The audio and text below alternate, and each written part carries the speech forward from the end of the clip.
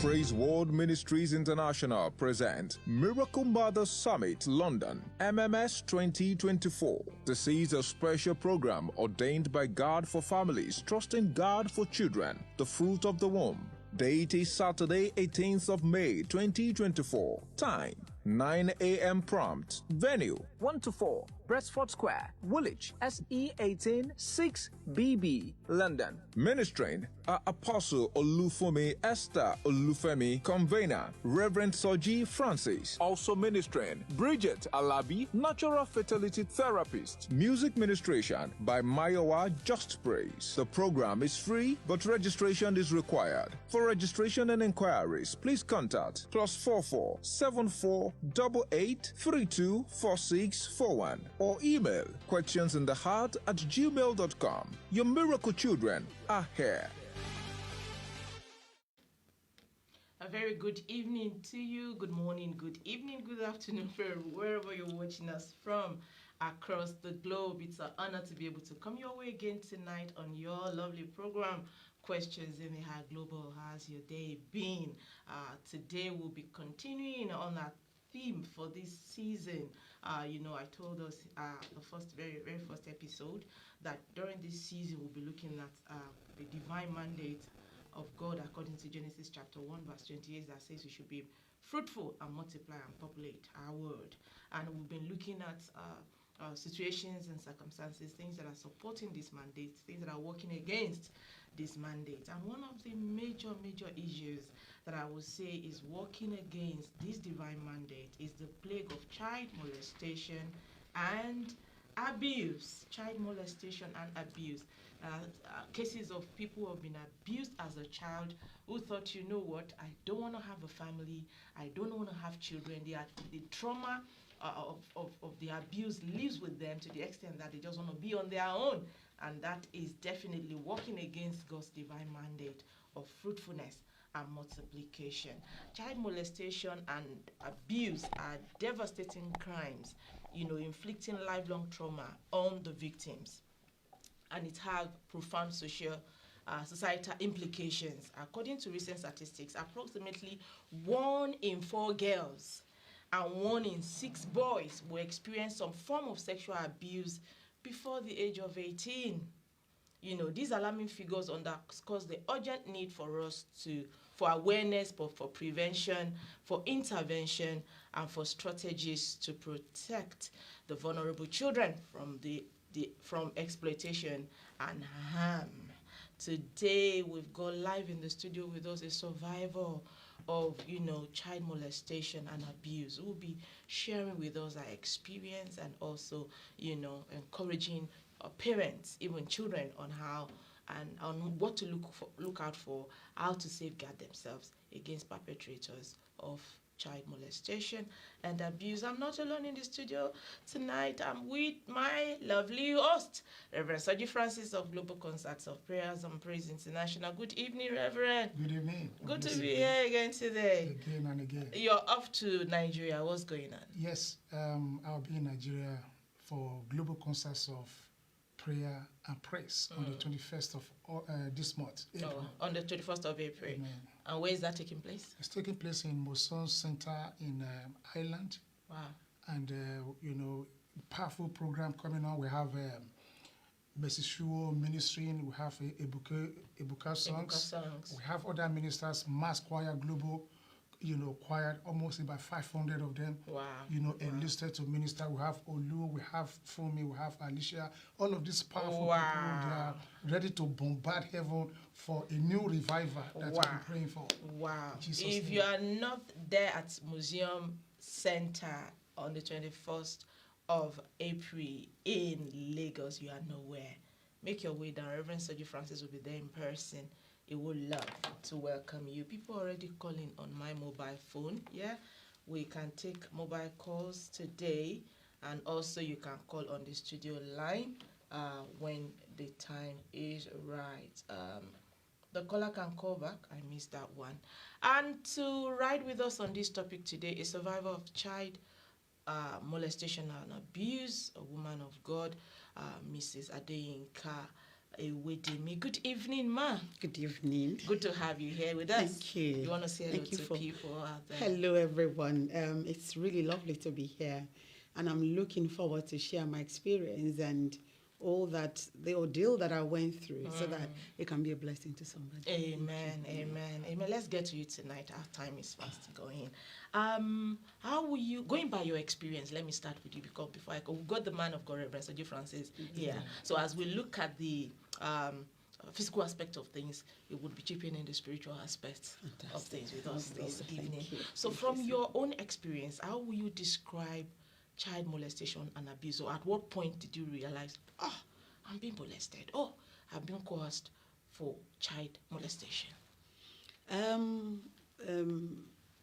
I remember then I finished my, I was in Nigeria, GCSE in UK, and I've worked with my mom, living with my mom in a city in Nigeria. And one of my aunts moved down from Kaduna with the husband from another city down and we have to, kind of give help and help them and sort them out. They have 4 kids at that time. My aunt was not with the husband. The husband came before my aunt. Oh, okay. And what happened? Came alone? Yeah, he came along with the kids. And then it was the kids. They were quite small, about 4 of them, 4 boys. And we really need to go. My mom said, go, give a hand and help and sort. And before then, like I will go deep into it. This uncle, I would say, of mine will come to our house and so nice, so kind, so particular about me. And we ask, what do you do? How is your school going?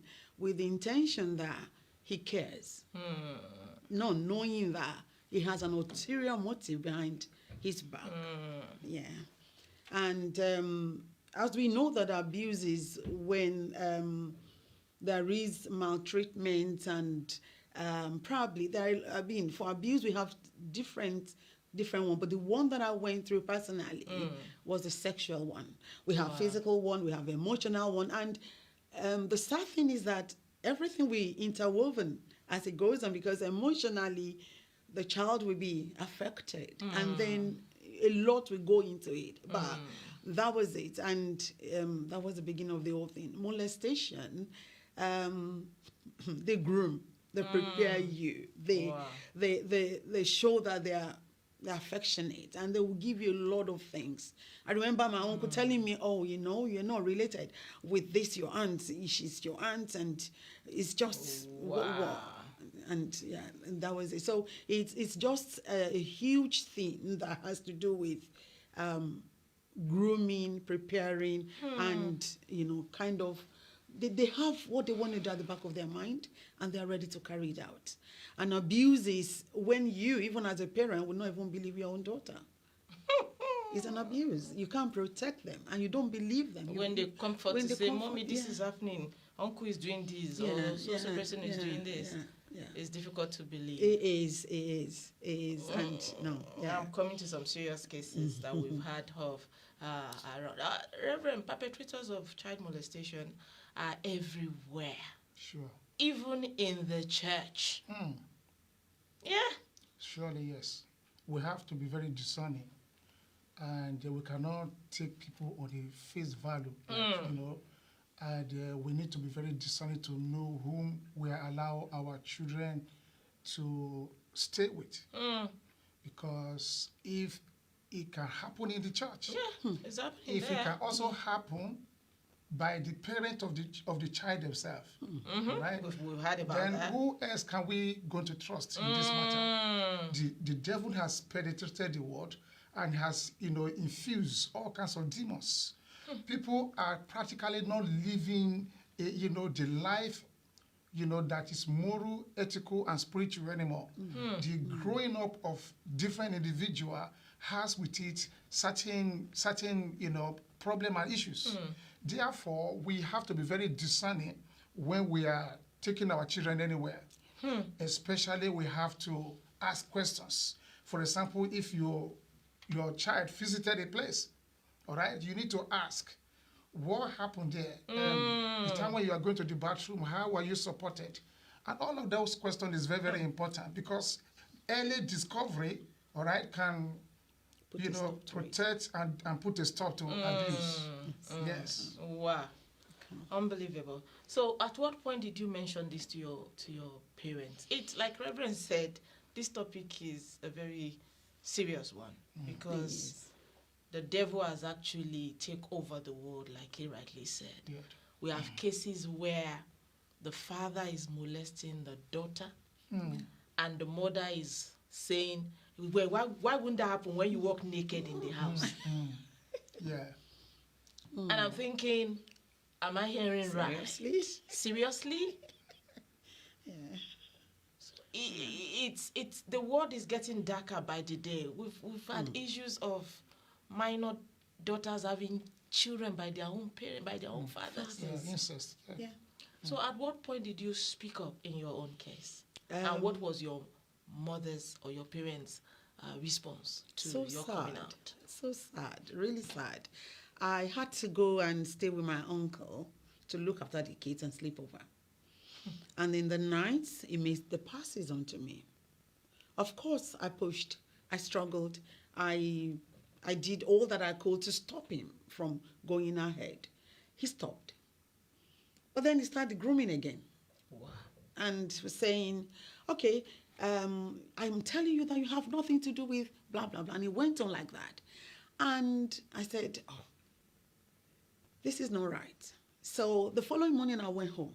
I couldn't tell my mom. I couldn't because my mom is a tough one. She's late now, but she's a tough one. You can't really say things to her. But a lot of things change about me. But because that's another one that I'm going to go to because she believes that I'm doing what I can do. And so you get on with it. So I couldn't. I just couldn't go to her. I had to tell a friend. And I explained to her what happened.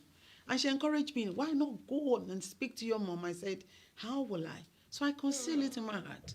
But when they asked me to go there again, I refused. And it was like a rebellion. I said, okay, if I go, I'll go, I'll do what I need to do, and I'll come back. I'm not sleeping over. And I will tell you what happened again. As if that one, as soon as he saw that I wasn't happening that way, he told my mom, he said, okay, he's a doctor. He said, oh, I have an hospital that she can come and learn and work. Wow. And my mom was saying, oh, you need to go. You need to. Go and learn. Just trying it's a good opportunity. That's it. And then he continued again to, when everybody's gone and I need to go and do something, I said, oh, why are you in a hurry? Let's go out for a drink. Let's do this. Let's do that. Wow. And it was a big struggle. It was a big struggle. So at that point, when I discovered that, I told my mom that this is... But she didn't believe me. It's so sad. That is the most painful aspect of this. She didn't believe it. She didn't believe. You want to scatter the family. You want to put us to shame. You want to, and she went on and went on. And I remember for days I was crying that, who will save? I know Christ, but not that strong. So who will save me from this? Wow. So it was really, really bad. So what, going by your experience, and I'm going to ask Reverend about it as well, and going by your experience and your mom's response to what you went through, what would be your advice for mothers especially? Let's touch on that right now. When children come out to say, Mom, this happened, what should be the response of mothers? Honestly, mothers, we don't listen, do we? We don't have time. And even it's worse now. Then they're there. But you can be there and not there. You understand? You can be there and not there. Yeah.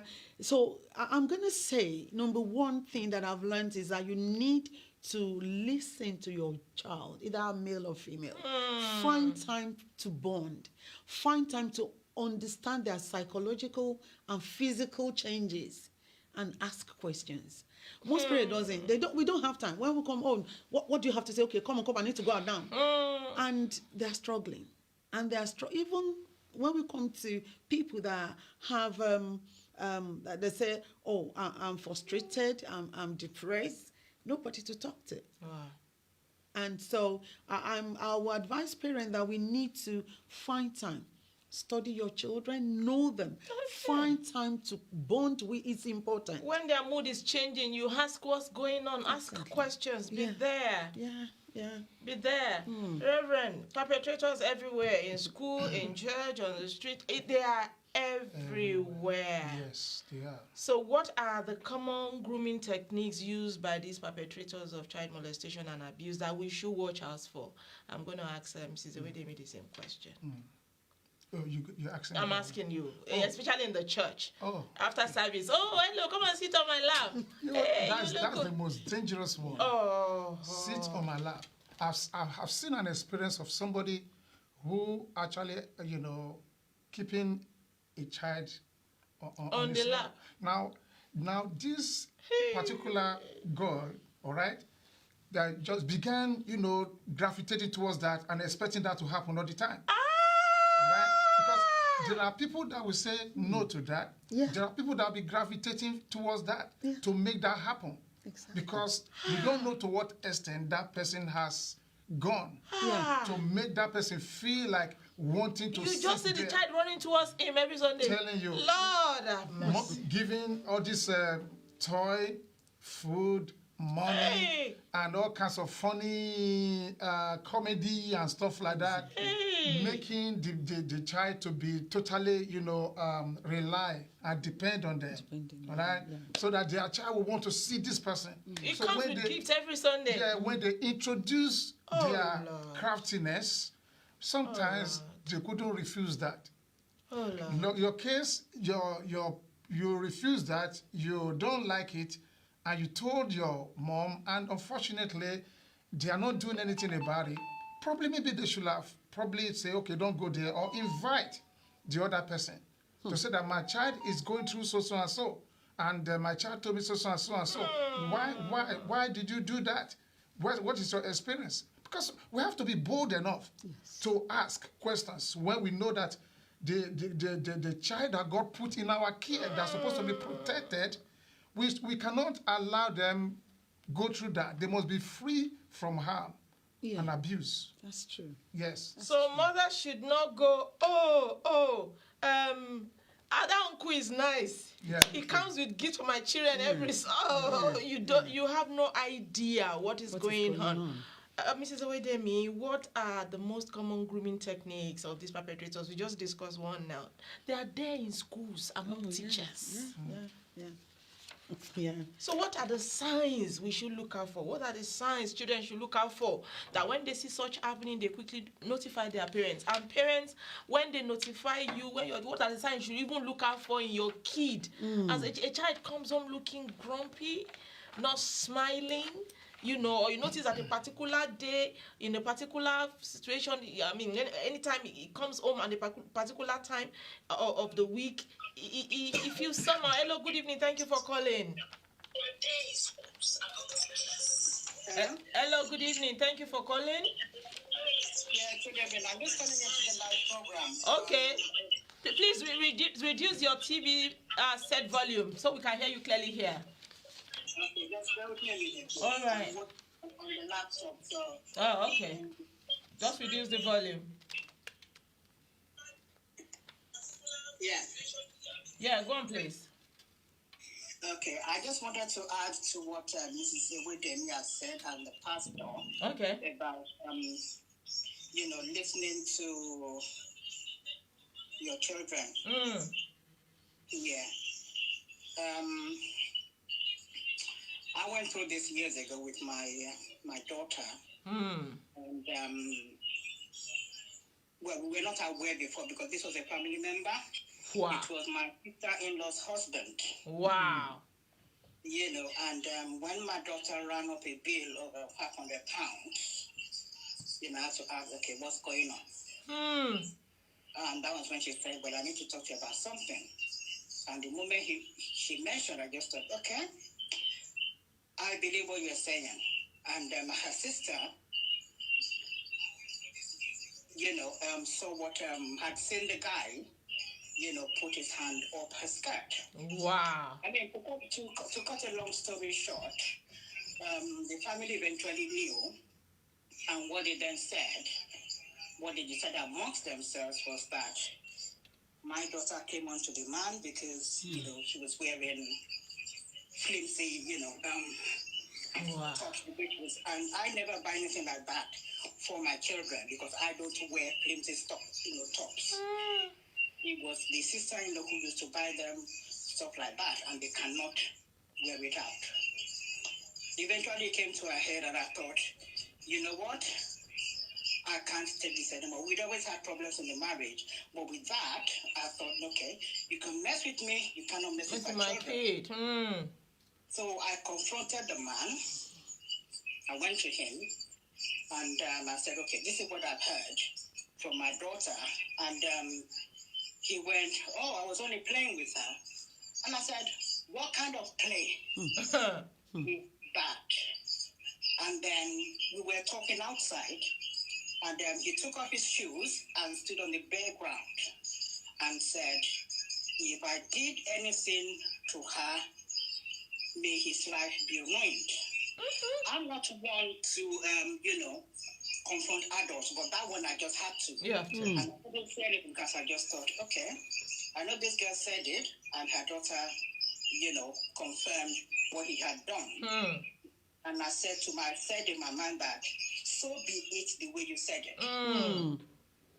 And the following year, my ex came home and said, well, in case you hear anything, this person is in prison because you know, he committed fraud with Royal Mail. And I didn't answer him because I just thought, that's got nothing to do with me. You know, with all this, my daughter wasn't herself.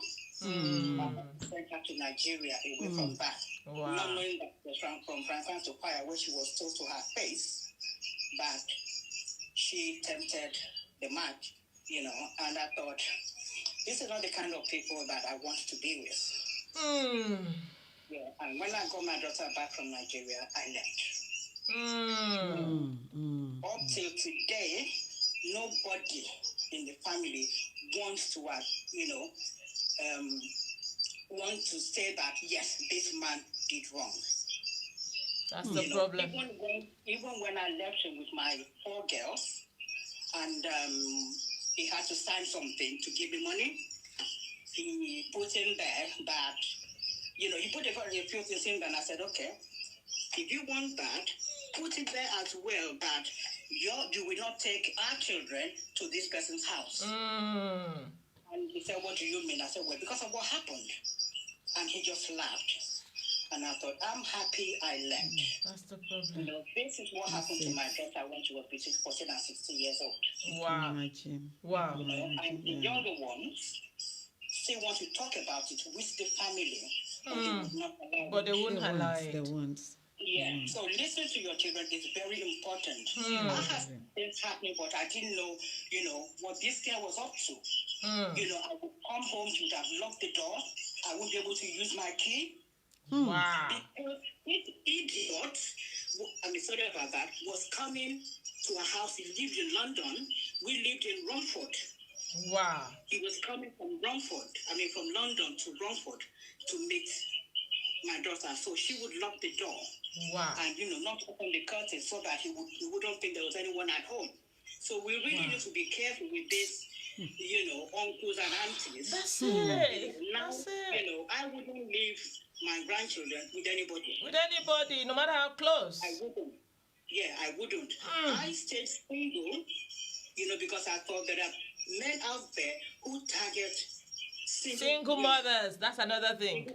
Yeah, especially if they have girls. Yeah. Yeah. In as much as my children are with me, no guy is coming to my house. Anybody.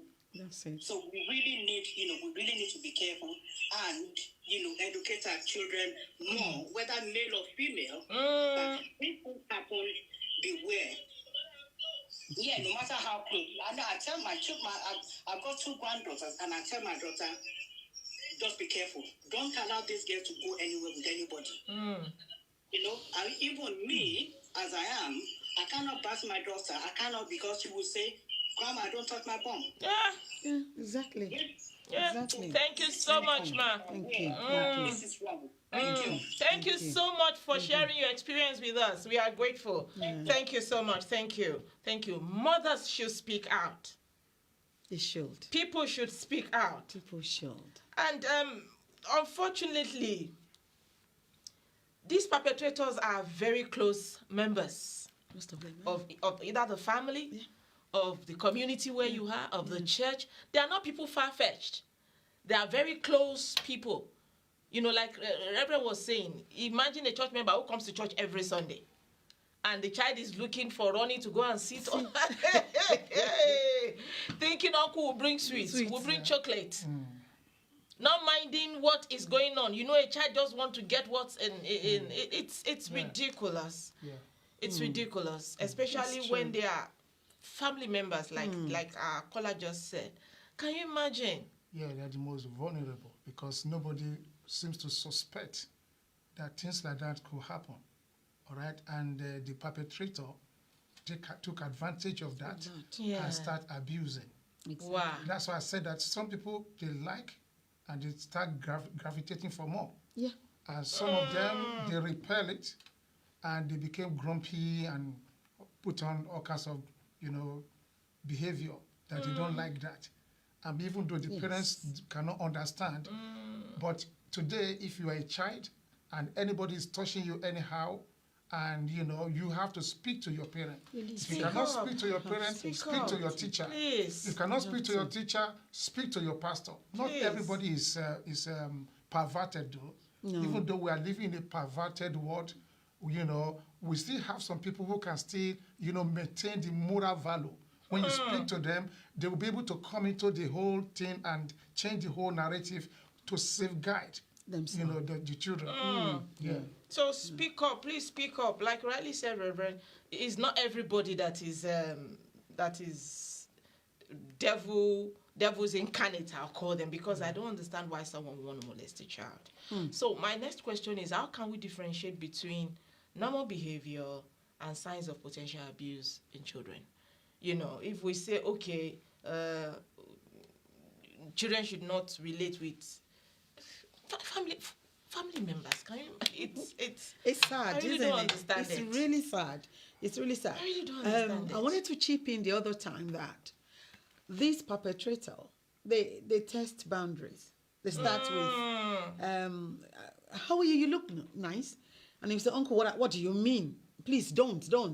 Then they will back off. Yeah. And then they'll try another technique. See, and if they give you anything, you rush to your mom. And the gift is a wow. Who gets you this? And he said, oh, it's uncle. That's another one. And you will be so mad that, why did you tell your mom? It's a secret between the two of us. We should keep it secret. So they test boundary a lot. And what happened is that when a kid begins to experience that, they withdraw. They keep to themselves. I did the same. And a jovial, lovely, bubbly child becomes very, very timid, withdrawn, and doesn't want to have anything. You say, we're going to uncle's place today for blah, and say, oh no, I don't want to go. I don't want to go. And things like that. And even if it is school that is happening, they don't want to go to school. It might not even be really sexual. It might be morally or psychologically. They don't want to get involved. They don't want to go. And I think it comes back again to parents. You need to get to the bottom of it. Don't say, what we will do, normally will be children, mothers will say, oh, what is wrong with you now? We say we should just go and enjoy. What is your problem? You don't know what's going on. We say for them to calm down and find out why is this behavior? And you begin to investigate and find out. So a lot of children, sometimes they withdraw. Some of them, they feel sad. Some of them, they don't want to engage. Some of them doesn't want to go out, even if it is church. You say, let's go to church. And they say, to do what? I don't want to go. They don't want to say. Because the perpetrator has told them that if you say something, everybody's going to be killed, isn't it? Or they will get into trouble. And he doesn't want the family to die. So they kept it within themselves. And they feel bad and sad about it. Yeah. Wow. This is unbelievable what is happening. And like our first caller rightly said, it's sad that kind of a thing is happening in the family, and the father felt was the big deal. Exactly. When the perpetrator is a family member, some parents would rather want to cover the family as against protecting their own kid. Like in your own case, your mom was like, "Do you want to scatter the family? If a baby jet, do you want to do this and that?" Yeah. Should that be what is important, or should we consider the psychological impact of child molestation and abuse on the victim? The victim. You know. So my next question to you would be: what are the psychological? You mentioned some now that parents should look out for. What are the psychological impacts of child molestation and abuse on victims? And how can this be identified and addressed? You've mentioned some now, but I think we could dig deeper into it. You see a bubbly child, a child who is always happy, always wanting to do things, becoming very withdrawn, moody, not happy, not wanting to talk, not wanting to engage. Things like that. You want to do more on that, please? And you discover sometimes the kid will not be able to sleep. A lot is going on in their head. Sometimes they will abandon their food. They don't want to eat. Sometimes they disassociate themselves and they're all by themselves. Even in school, you see them. They don't want to play with anybody. They don't want anybody to touch them because of what they're experiencing. And they cannot tell anybody because of the fear that the perpetrator has instilled into them. You dare not say a word. So what we can do, like I said, I'll keep saying it. There is a proverb that will say that charity begins at home. The parents, we need to. Nowadays, it's so bad that even on the internet, things like this go on, isn't it? And then you leave your child alone for them to be on their phone for 4, 5, 6 hours, not poking your eyes into what is going on there. What are you watching? And I remember, talking to? Yeah, exactly. I remember my first son. There was this girl that, I don't know, they were just chatting, but thank God then we had desktop. So as he was chatting, I was right behind him. It was about 14, and the girl was saying, "Oh, I'm going to take care of you. I will look after you. If you can do this." And I was reading. I just took off from him and I said, "Can you get up? My son doesn't need you." And I start typing as well, and I start confronting her, and it stopped. So I think we need to see reasons, to really know. You see what I say? Know your child. No, I know you, or you look beautiful. No, what is going on inside our head of yours? Let's get to know it. Who are you chatting with on the phone? Who are you? Because some of them want to go on the phone. They will make up. You want that to talk to receive a phone call. So you really want to get to know them and see how you can help them and get inside their head and educate them. Reverend, the impact of psychological impact of child molestation and abuse on children. Yeah, some of them, they started, performing low in their class. Their concentration is being, affected. They couldn't concentrate, and they might not be taking care of themselves too. That's right? true. They choose to be lonely, and they feel that the whole world is against them. That's true. And they started being suspicious of anyone that came around their perimeter, thinking that everybody is a perpetrator. Yes. People like that also in life, they can't enjoy their marriage. No. Because that has split over, whereby any man that comes to them must be an abuser. So they started putting some kind of defense mechanism, all right? Unnecessary defense mechanism that will make even their suitor to be tired of that kind of relationship. People like that, some of them are single because they could not maintain relationship. That's it. And some of them, they could not maintain friendship too. Some of them, they talk in a way like abusive. They express in anger. Reverend, let's take this call, please. Amen. Good evening. Thank you for calling. Good evening. Yeah, I would like to. I would like to say this briefly, but before I say that, my name is Ajiboye Adetunji. Thank you for calling. Thank you so much. Apparently, I realized the fact that we're not really talking about the children. itself.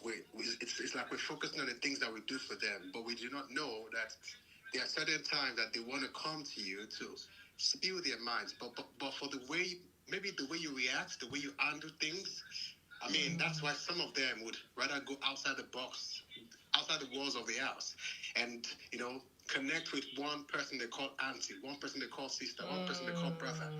In that way, they advise them negatively, and then you start seeing traces in your house, and you get disturbed. But you could have curbed it. Why? Because if your sensitivity grew so much to connect with those kids, then you realize the fact that there will be more bond. They would run to you, spill things out to you. I mean, this is 24th century. Our kids are getting more intelligent day by day. Yeah, but the truth is, they want to connect with you, but they don't know how to connect with you. Why? Because they see certain things. See, the kids are the most sensitive people you can ever think or imagine. From afar, when I sat by my mom, is not in a good mood, that's not the time to go. When I said that she's in a good mood, but she does not want to talk to me, I can see as a child. Wow. But she cannot see that I'm seeing this as a child. So before that bridge comes up, can you bond with us before we start checking and checkmating you, almost like every time we want to say I or bye? Thank you so much. Thank you for that insight. That's a very good insight. That's a very good insight.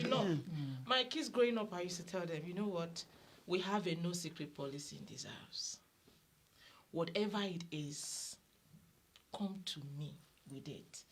We will deal with it. Nothing that is that. In fact, my son, in his second year in uni, pranked me one evening. He just gave me a call. Said, "Mom, it's happened." I said, "What?" He said, "It's happened." I said, "What? Talk." She said she's pregnant. I said, "Ooh." Exactly. He said, "My girlfriend, she's pregnant, and I don't know what to do." I said, "Oh, okay. You got someone pregnant? No problem. When it's Friday, please come home. And if you are able to come with your girlfriend, I would love to see her. Both of you come home. And let's sit together and talk. We'll do DNA. If the child is yours, we'll talk about it. Don't worry, just come." He laughed. He said I did that because I told one of my friends that there is nothing I can't discuss with my mom, and that she would be willing to sit with me on it. And they said, no, it's a lie. So they decided with the friends to prank me to see what my reaction will be. But I said, you know what? It's happened. I would like to see you and the girl, because she has to continue school. You have to continue. We need to be able to figure things out. Two of you come home to me over the weekend. And the friends were like, wow, I wish your mom is like mom. So, like our caller, Mr. TJ, rightly said, we should bond with our children. Let them be able to come to us and talk to us about anything. I told my kids, we are up till now, we have a no secret policy in my family. No matter how bad you think it is, please come to me. Let's talk about it. Let's discuss it. We'll find a way. I told them there is no problem without solution. There is always solution to every problem. So whatever you think it is, let's talk about it. Let's go through it together. It is right, because at times some kids will want to speak up. Okay. What do you say to a mother whose husband is molesting the daughter. And then she is siding the husband against the daughter. How do we deal with it, Reverend, before Mrs. Wedemi talks? Because sincerely, this topic is getting me really upset. It is very unfortunate that could be accommodated. It's happening. The moment a child raises an alarm over things like that, we don't handle things in the face of people. We find a suitable environment, taking the child there.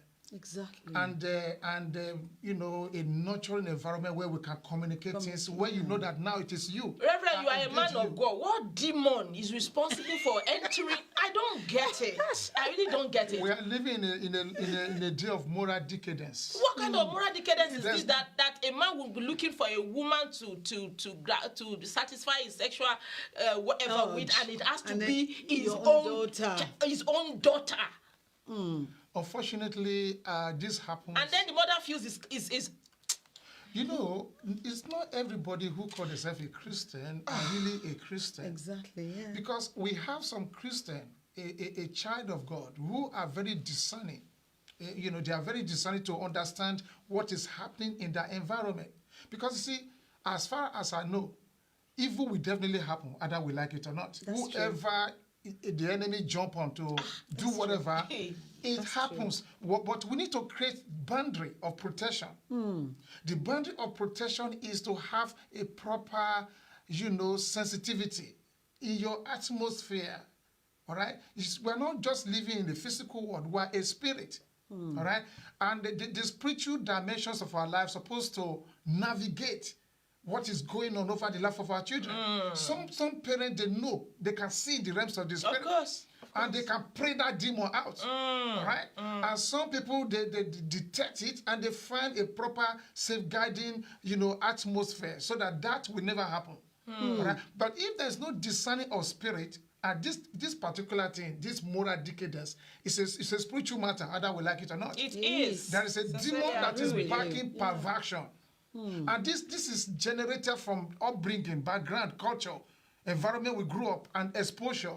And when people are exposed to this kind of stuff in their early stage, they carry that demon. Anybody is what do you call it now? It's a prey for them. All right? And they try anything possible. They don't care. Their eyes has been blinded. All right? But if they cannot help themselves to seek for help, it remains with them, and anywhere they go, they practice it. Wow. No matter how we oppose it, no matter how we talk down on it, there's a demon whose assignment you cannot change. It is you that will have to change your environment by giving your children a moral value, a teaching, and accepting them, and making sure that there's an open communication. So that when issue happen, not only you decoding the spirit, you know how to pray them out, and you know how to bring your children and tell them that if this thing happen, tell them, I will tell my mom, I will tell my teacher, I will call 999, and all of that strategy has to be in place. In this world, people are too difficult to trust. I think why people or children are already speaking up is because of the stigma. It's a stigma. The stigma. And that will take me to my next question for you, Mrs. Ewedemi. What role do societal attitude and stigma plays in perpetrating child molestation and abuse, and how can this be changed?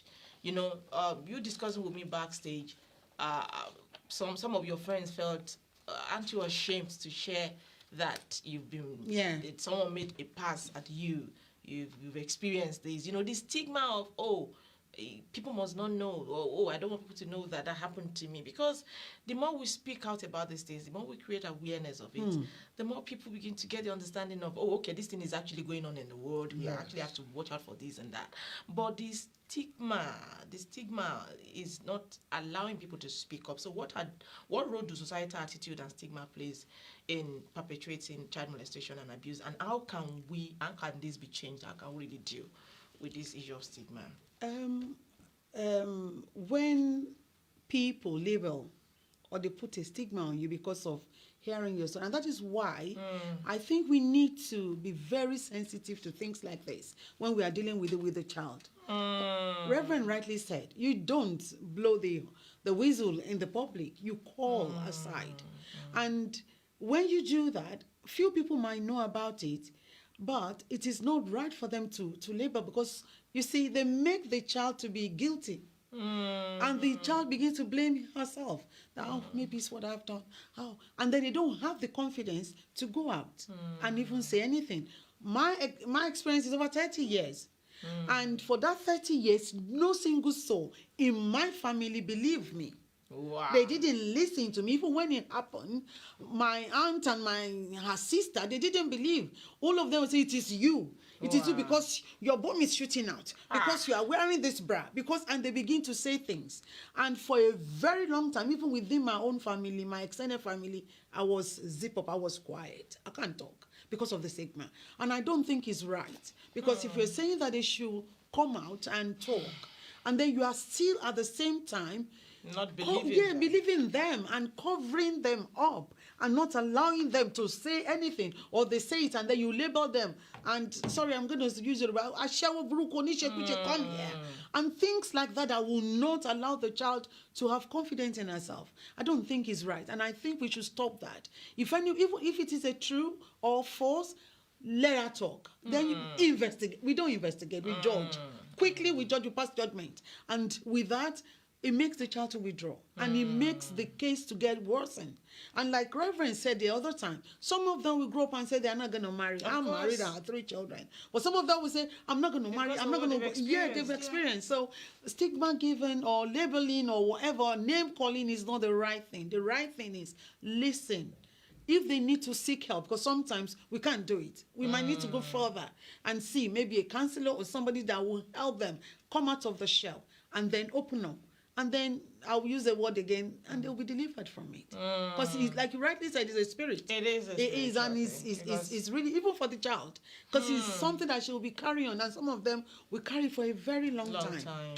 Until, only God knows when. All right, ma. How can parents and caregivers create safe environment for children to disclose instances of abuse, and what support system can be put in place for them?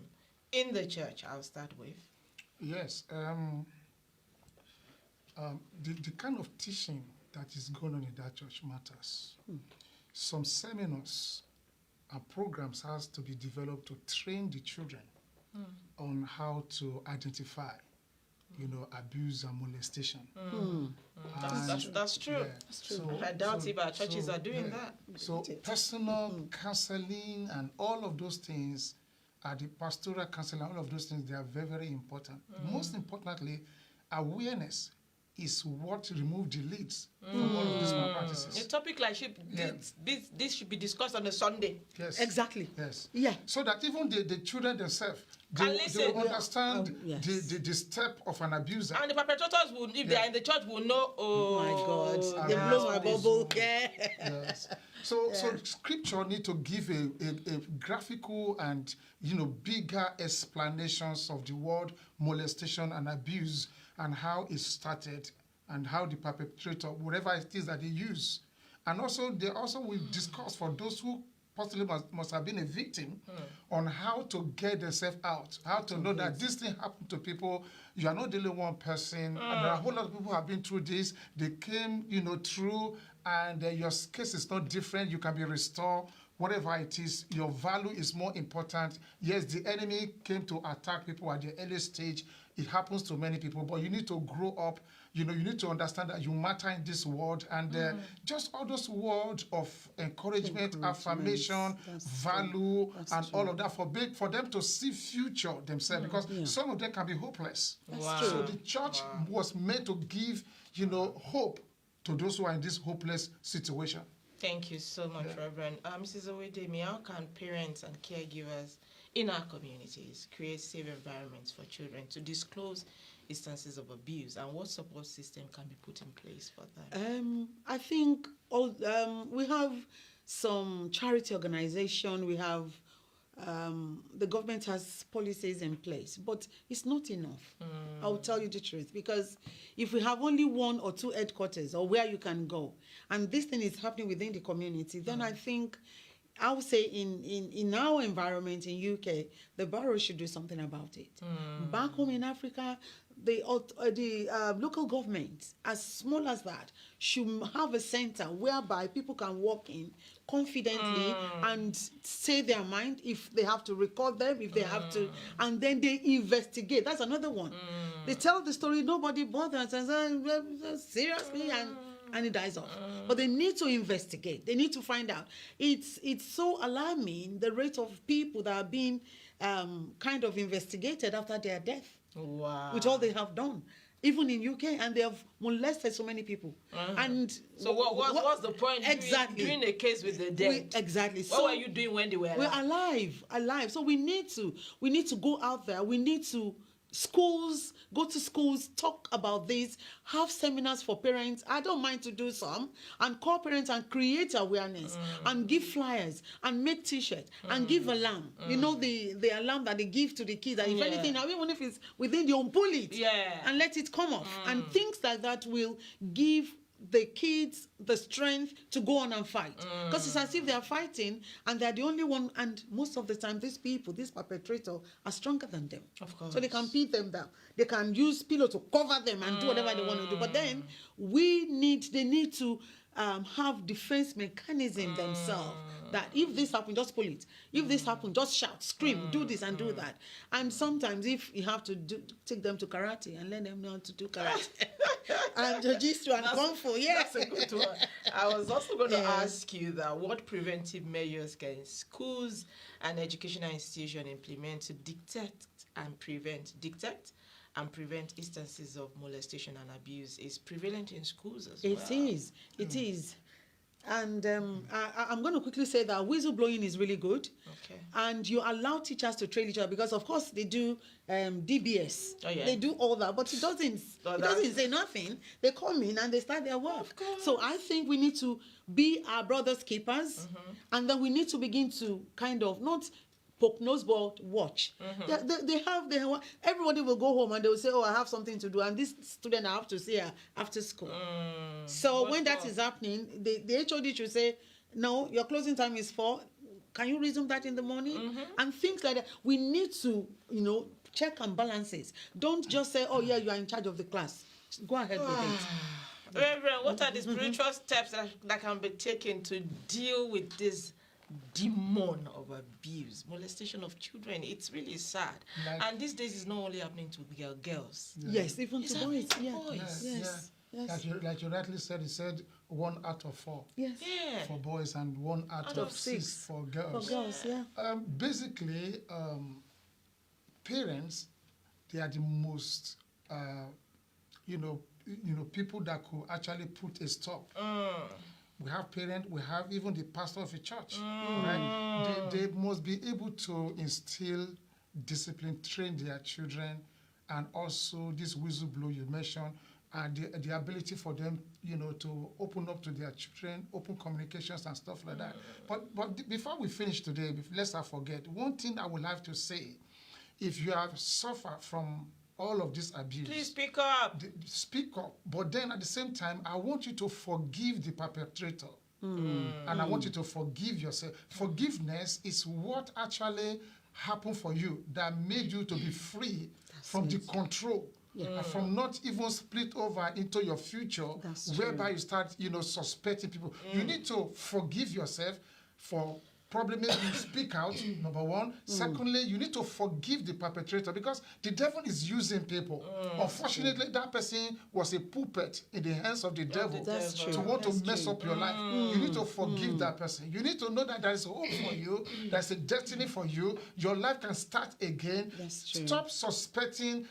Walk free and start a new life, and allow yourself to enjoy life like any other normal people. That's my advice to you guys. Amazing. That's a very serious dimension to it. Forgive if you've been molested as a child and that trauma still lives with you. It wasn't your fault. Forgive yourself. Excuse me. Forgive the perpetrator, and then, leave the past behind you. Yes. There is a greater future ahead of you. Thank you so much for coming on the show tonight. We've got to go. And if you're there, you're listening to us or watching us, and the demon of molestation, child molestation, lives on the inside of you, known to you or unknown to you, I bring you good news today. Jesus is here to set you free. If you're out there, you think you're not enjoying doing it, but you're helpless, run to Christ. Ask Jesus to help you, to deliver you from this evil demon that is causing you pain, because at times some of them will do it and then regret what they've done. Yeah, they do. So run to Christ and He will save you. And if you're there, you're here to accept Jesus as your personal Lord and Savior, today is a good day to do so. Just go before the Lord and say, Father, I'm sorry for my sins. I've seen myself as a sinner. I confess my sins. I repent of them. Come into my heart. Accept me. And if you have said that prayer, welcome to the house of God. Welcome to the family of God. The house of God is you yourself. So God coming on the inside of you to live because you've invited him into your life. You know, look for a Bible-believing fellowship around you to go to develop your faith in Christ. And as you do, the joy of the Lord will daily be your strength. Thank you again, Ma, for coming. Reverend, God bless you for this evening. Please speak up if you know anyone that is going through child molestation and abuse, or you are going through it yourself. Please speak up, look for help, and then, look forward to a better future and a better tomorrow. Do not let that hold you back. Thank you so much for joining us today. We'll come again your way next week with another life-transforming episode. Good night. God bless you. Good night to God's people. Good night. Bye. Good night. Bye. Bye.